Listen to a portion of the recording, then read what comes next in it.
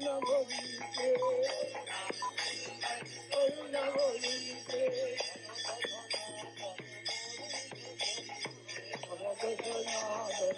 friends, and welcome to our weekly presentation on the Real Yoga Mission YouTube channel. We're so happy to have our dear beloved Anandinath Das Babaji Maharaj here today, and we have a really exciting presentation. Krishna is not what you think he is, and neither are you. Awakening the inner superstar. Thank you so much, Anandinath Babaji Maharaj, for being with us today. Greetings, friends, and thank you, Chintamani Devi, for inviting me today. It's very nice to see you and nice to see all of you here. First, my humble obeisance and Dandavat pranams to the spiritual master and eternal Guru Varga.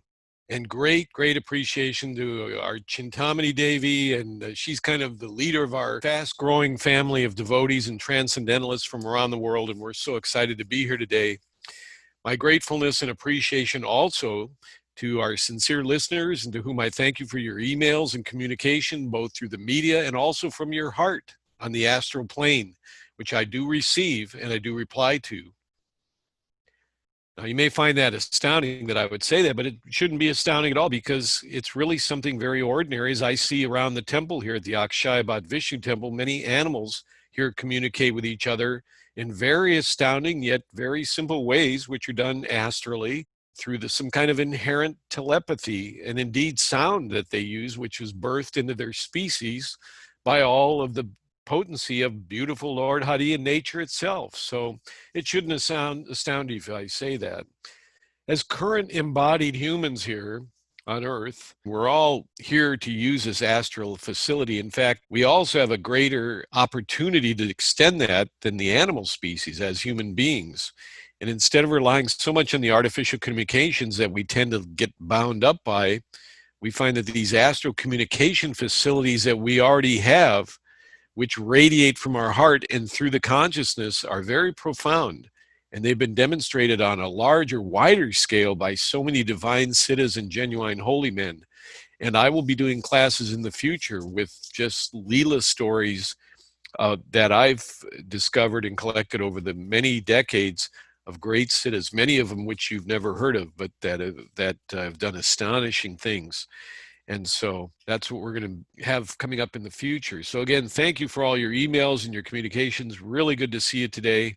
Today's class is called Krishna is not what you think he is, neither are you, and how to awaken the superstar within. Now, this is a follow-up to my last class called Receiving the Shock of God. This is going to be a very short class today, but it's a follow-up to my last class, Receiving the Shock of God, which I would like you to listen to and watch first as a preparation for this class. Now, if you're already watching this, feel free to listen in, but you may want to find that this class may be a little more difficult for you to understand unless you have received the shock of God and awakened a deep thirst to reapproach God and receive the Hladini Shakti from the Lord, which is injected into you when he gives you this initial shock. So again, watch my previous class on that for more details, and that's a more lengthier class too.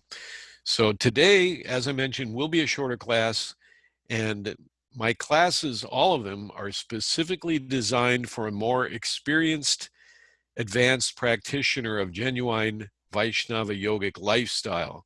Someone who's been practicing this teaching for, in most cases, a long time, maybe even 20 years or more. Those are the folks that these classes are designed for.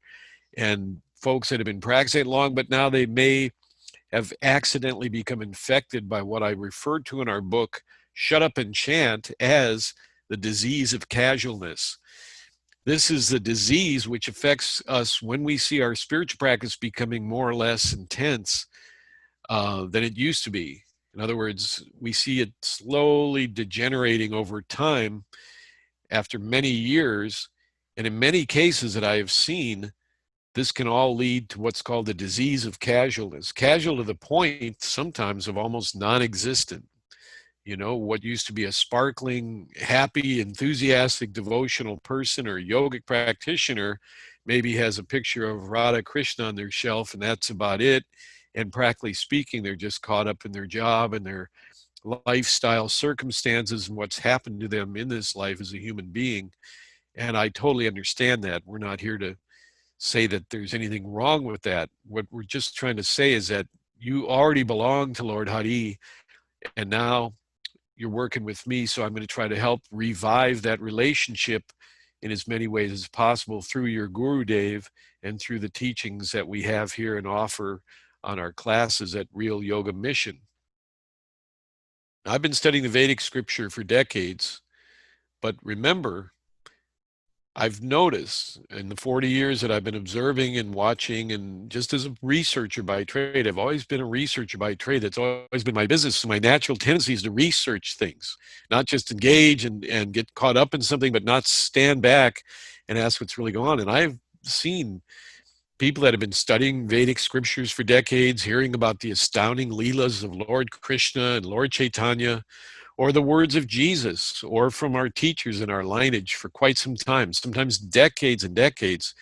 And we can accidentally, by the force of illusion, Maya, start to pretend that, oh yes, we already know these things, or it finds a place in us where we assume and are already enlightened by these scriptures. We feel this way, oh, I'm already enlightened by these scriptures. You may not say that out loud, but you kind of think that within.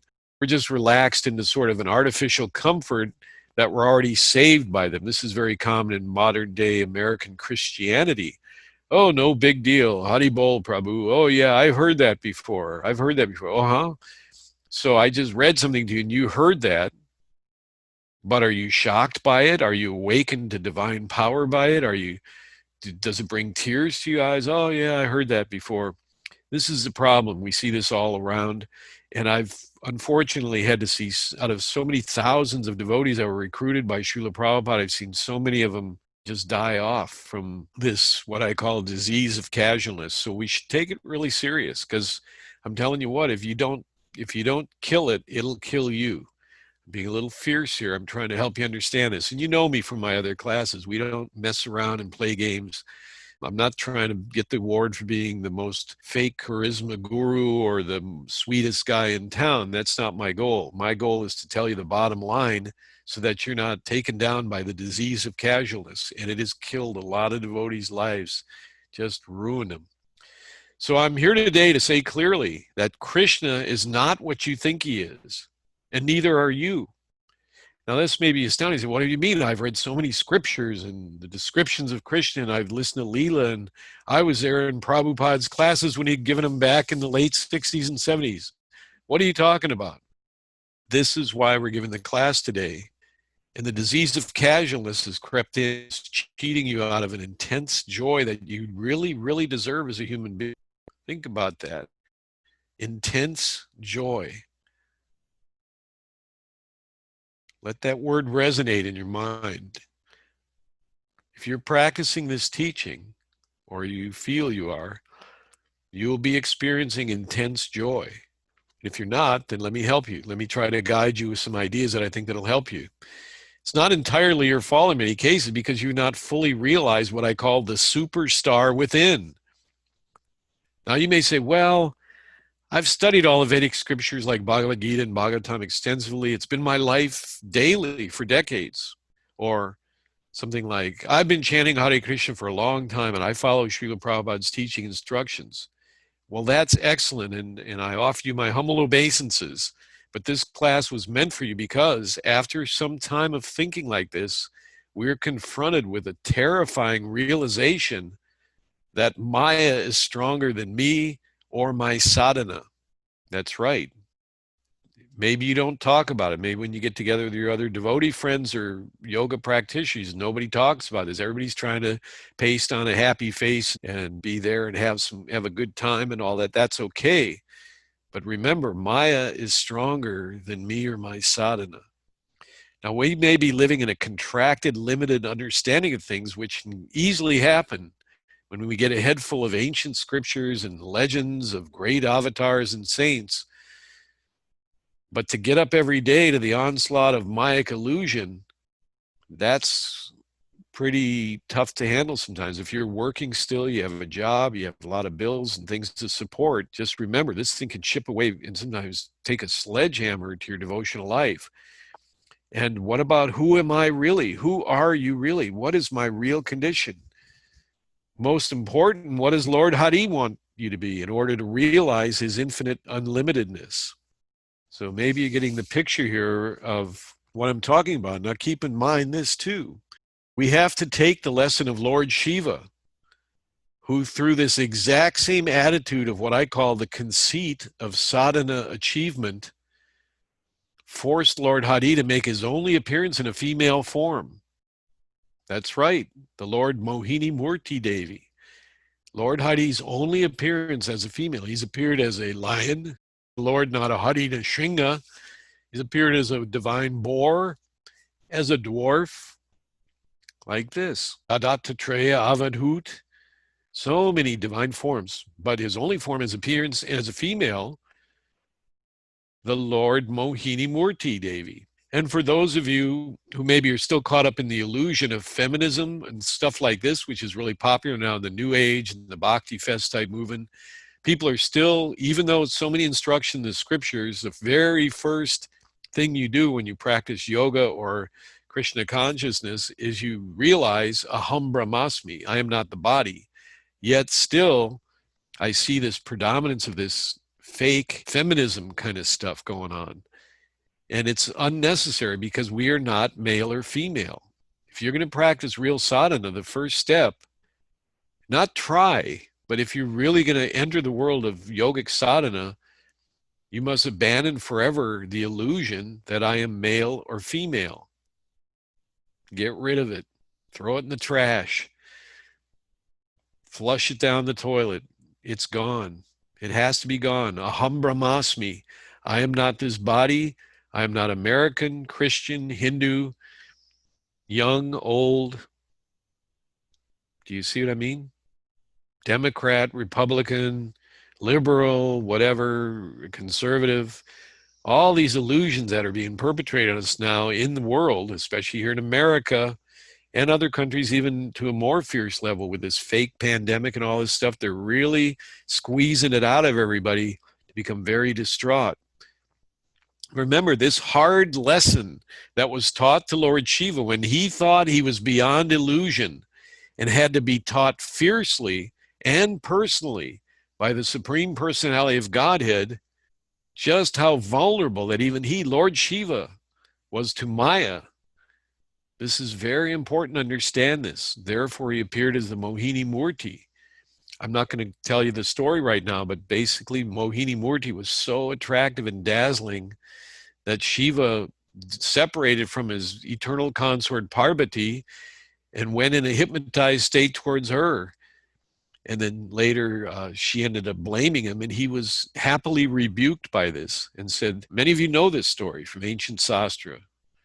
But when was the last time you sat down alone? Listen to me carefully. Here's a meditation I want you to do today when we're done with the class, or sometime when you have some free time today, but ideally right after the class. But ask yourself, when was the last time I sat down alone in deep quiet and spent an hour or more in deep dhyanam on this pastime of the Bhagavatam, just on Lord Shiva becoming hypnotized by the form of Mohini Murti and leaving his eternal consort Parvati. It's symbolic in that sense. It's a real story that occurred in time and space. But remember, why did God specifically do this? This is the force of Maya. And if Lord Shiva can be drawn away from his eternal consort Parvati by a more attractive energy, and this is Lord Mahadev, Shiva Shambhu, then what about us? What about us? I mean, oh, I've heard that story. Yeah, I've heard that.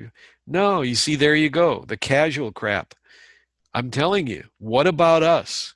If Shiva Shambhu can be detracted away from his eternal consort by the illusory magic of Lord Hari appearing in the form of this astonishing looking transcendental Devi. It's the only time Lord Hari has appeared in the form of a female. It's very astounding pastime. Sit down and meditate on this. You can use this picture as you need it for a darshan of Mohini Murti. You can print it out And then you can go do a meditation, like give it at least a half an hour, but try to push for an hour. Sit very quiet and still, meditate on the Mohini Murti, and realize why the Lord appeared as her to help us. And that's what leads to this class we have here. So today's theme starts with the understanding what I call the superstar within.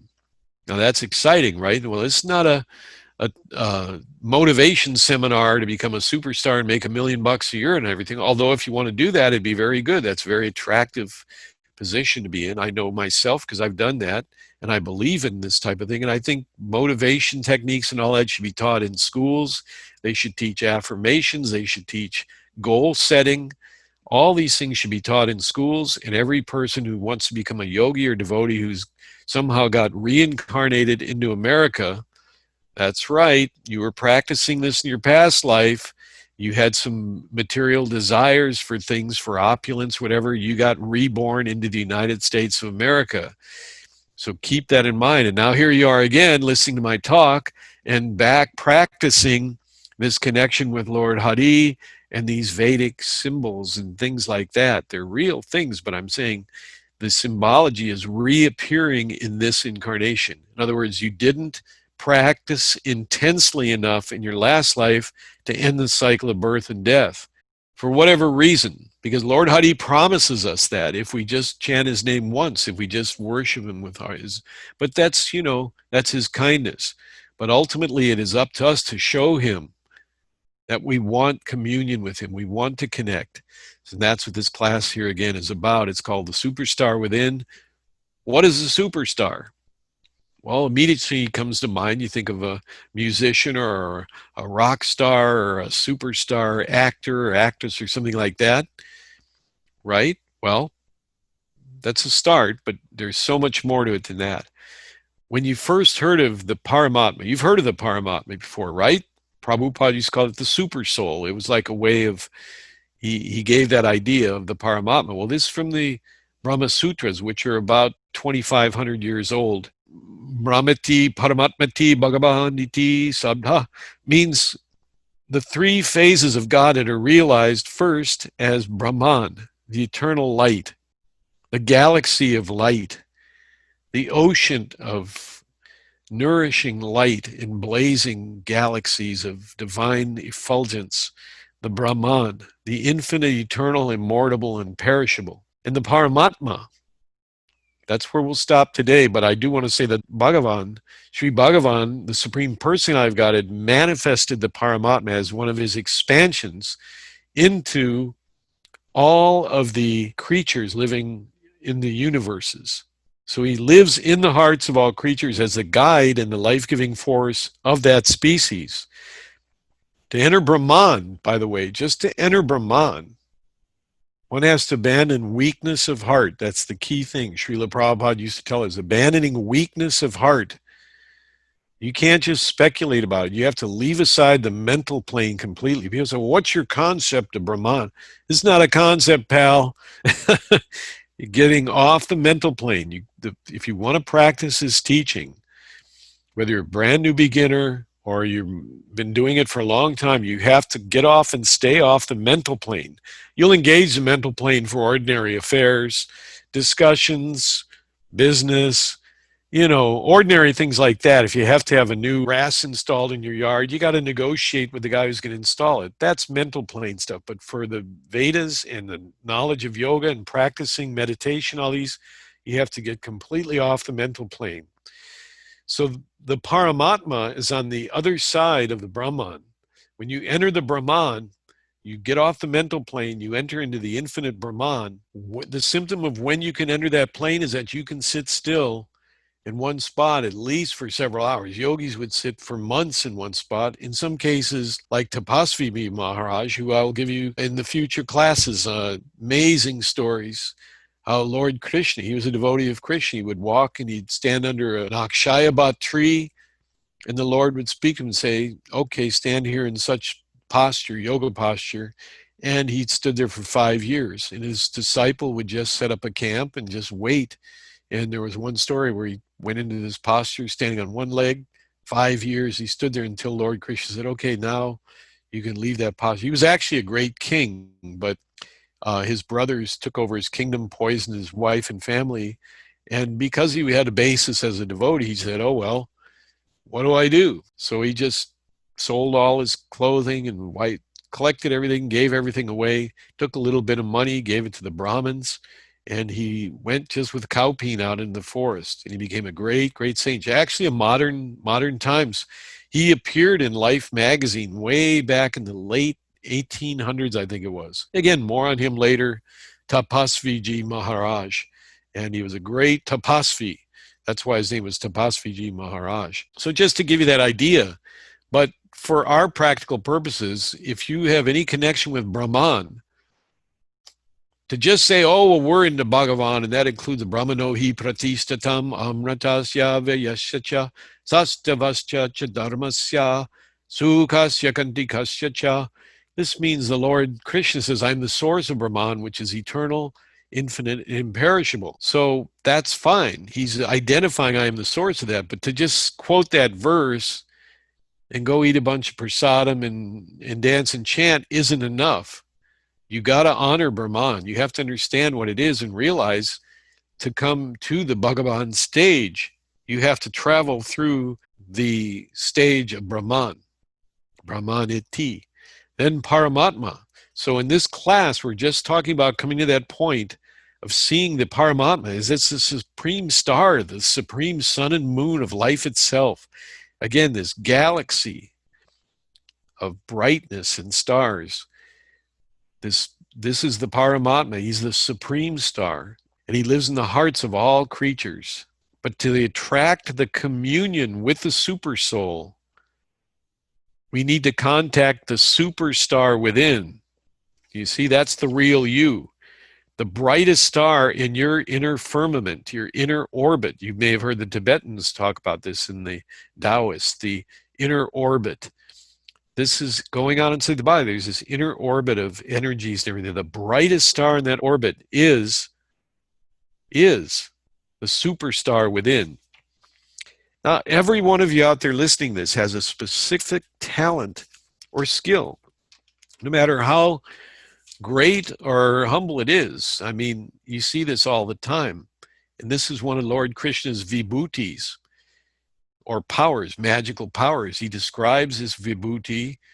You've heard him say, I am the taste of water, which is so interesting because there's nothing like water to quench thirst and bathe and so many uses for cooking. You can't cook in Gatorade. I mean, you take a bath in Gatorade or you know, a cranapple juice or whatever. Water is so unique, but he also says, I'm the light of the sun and the moon. But in one of his vibhutis, he describes, I'm the skill of the skillful, or the talent of the talented, you see? So the Lord is showing us another way to always see him, and that is whenever you go out. And it also from a way to healthily create an atmosphere of positivity that helps you relate to your atmosphere, because the atmosphere is your God surrounding you, and it's actually created by your thoughts and actions. So to create an environment that's really favorable for you, you have to get in harmony with the environment. And one way of doing that is when you go out, you notice the skill that was manifested in everything. Say you see a tree that's trimmed really nicely. You go, oh, that gardener is so skilled. You can see it. You see a car. You go, look at that cool car. Look at the paint job on that. Some guy invented that color, and then he painted that on there with so much skill. Everywhere you look, after a while, you become absorbed in laughing at the happiness of how much skill is everywhere. Everywhere you look, skill, talent, not just in musicians you like or stuff like that. However, keep in mind that music is one of these skills, these vibhutis of Lord Krishna, that it draws us into him. And of course, there's things that have been done with the Veena and the Sarod and the Tandura, especially Tandura, where people have become enlightened just by listening to the Tandura. This is an ancient story of Vinyapati, Vinyapa was a very enlightened being from ancient times, and he was born in a royal family, and all he did was listen to Tandura every day. He heard it when he was a child, and his whole life he listened to Tandura, and one day he became enlightened and dissolved into the universe.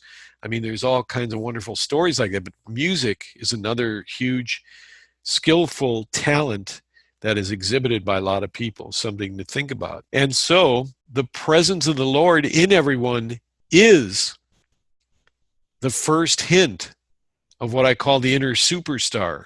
Because in that galaxy within you, circling within you, that inner galaxy, that inner orbit, there is the superstar. And that's you. That's the expanded. It's not the soul. People say, oh, I'm the soul. And then what happens? A disease of casualness. Yeah, well, I'm the soul, and we're all just individual. I heard one person lecturing once at a temple. Well, we're all just individual souls. That person didn't know what the soul was. He was talking about the ego. And the ego is not the soul. The ahankar, as I've described in our previous class, that's why I recommended you watch that first, is what's called the bastard or the illegitimate progeny of the witch Maya. Every single problem on earth, every problem you've acquired and seen and had come into your life, and all the things you see around you when you look at the news and everything, all can be explained by the presence of the ego and opinions. When you have ego, immediately this disease of opinions comes up, and everybody's got to have an opinion, and that means the subdividing process has begun. But from the plane of the soul, when the ahankar is not in the picture, is taken apart, then you're free to live as the soul.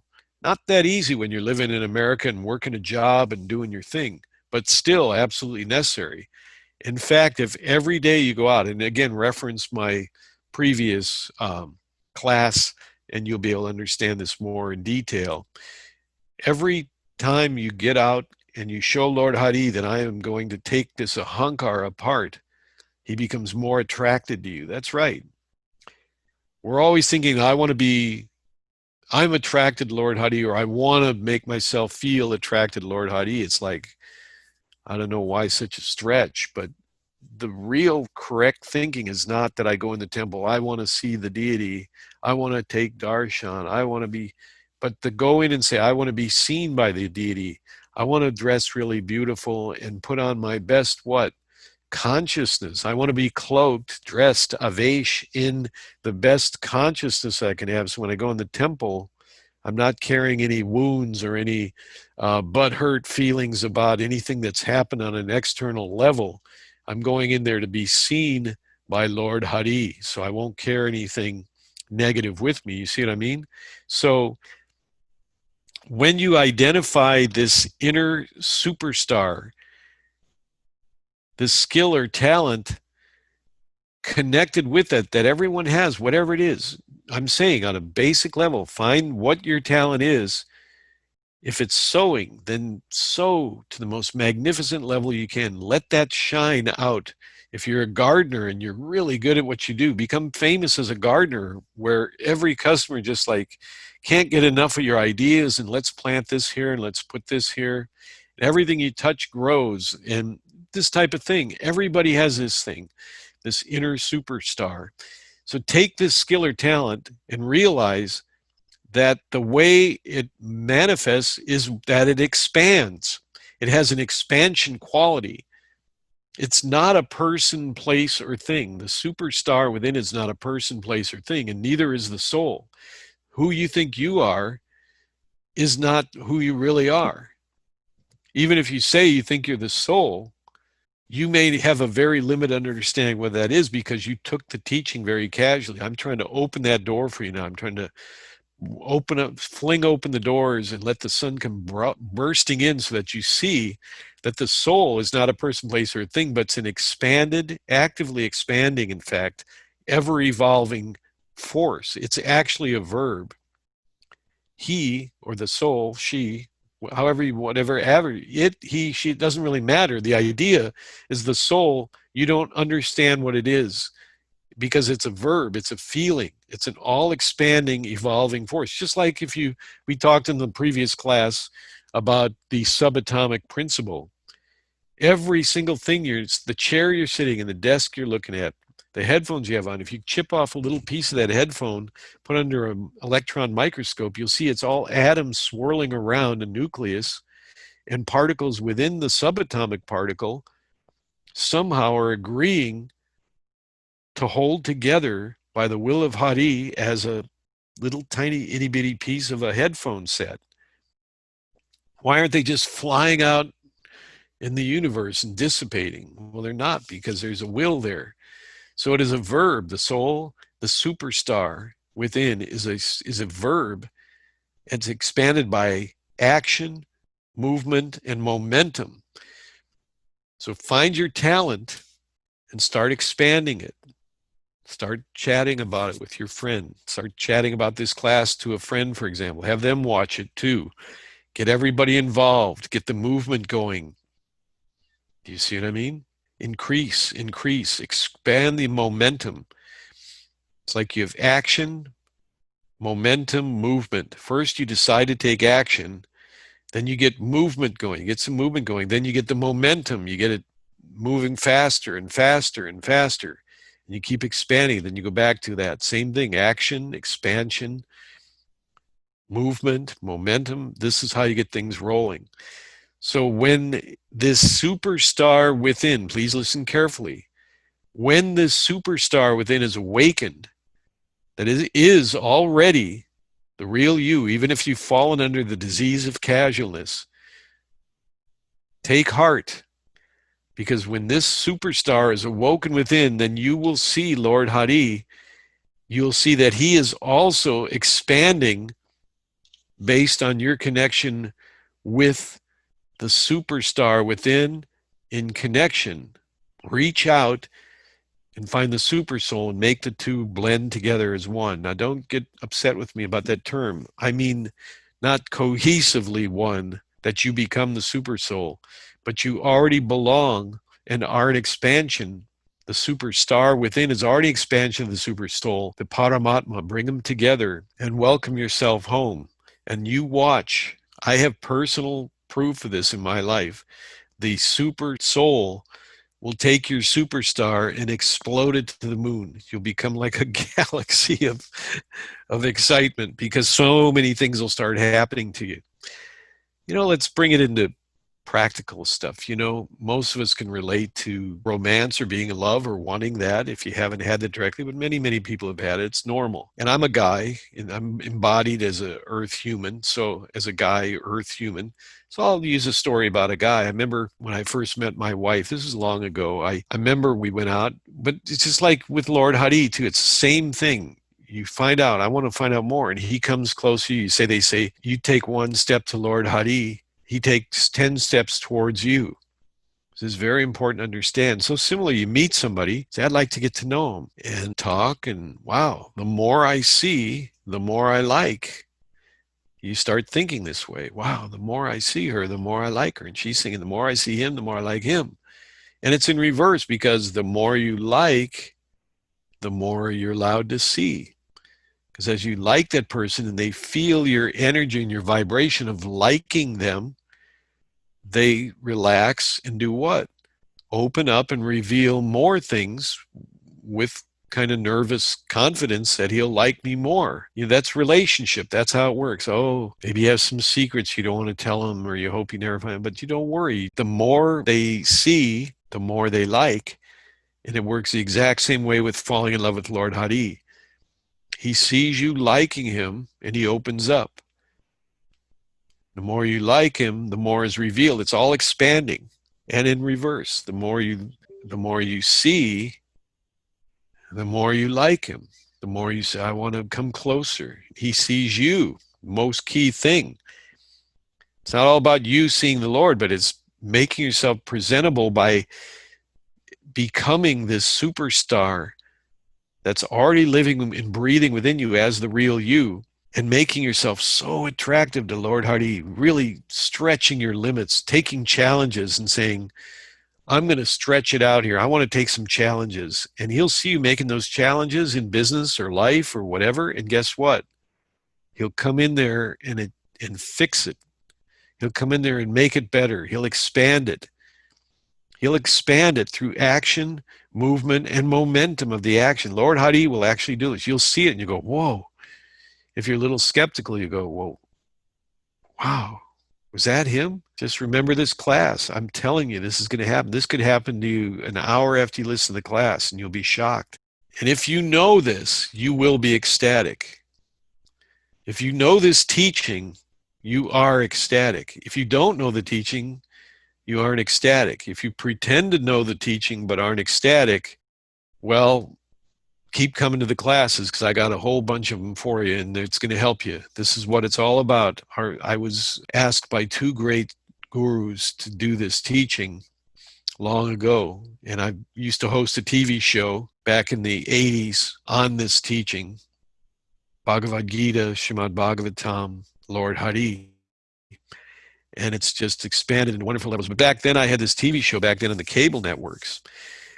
And was doing it for very low cost in a local cable network. And all of a sudden it was during that era, during the 80s. And the cable networks kept getting bought out and bought out. The big players saw, wow, this is the future. And all of a sudden, one buyout occurred. I was in 2 states. And then a third buyout came. And all of a sudden I was in 3 major states, California, Oregon, Washington, Arizona, like that. It just, Nevada had hugely expanded. And I had 500,000 viewers on my TV show. And so don't you think I was seeing this personally myself?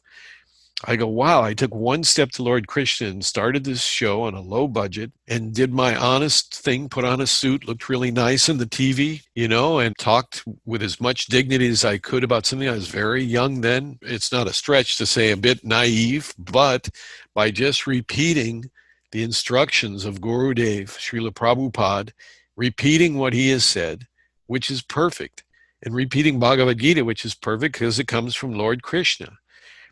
In that way, I saw the superstar within, and although I became a little bit famous as a TV guy, people would come up and talk to me on the streets. Wow, you're that guy, that TV show. I don't know what the hell you're talking about, but I sure like it. I have had that happen before, and I go, well, if you don't know what I'm talking about, how can you say you like it? I don't know. There's something about it. You see, that's called TV, and like we have our videos here, we show pictures mostly on my classes because I don't want to interrupted with videos and all that. But that's what I did a lot of that on the TV show. And they would like the videos and the pictures and the things I said, but it was quite cool, And so the Lord expanded it. And here I am 40 years later, 38, 39 years later, whatever it is, I don't know exactly, but I'm telling you, it keeps expanding. I just had something happen today with Chintamani, just unbelievable. It's like God coming in and sitting right on your desk and saying, here, let's expand this thing a little bit. So I'm trying to get you fired up by my personal example, and there are many others too, but I'm just giving you the example that the Lord is anxiously waiting for you to see the real superstar within, expand this feeling and this whole activity of being a superstar with action, movement, and get some momentum going. You will see he's going to show up right in your life and start helping you with every single situation that you're in that needs helping, correcting, expanding, whatever. Have complete faith in that. And until next time, I wanted to thank you very much for joining with us today, and have a wonderful day. All glories to Srila Prabhupada and the Guru Varga. All glories to all the religions and all the saints that have expanded the religious conceptions of falling in love with God. Thank you so much for joining with us today.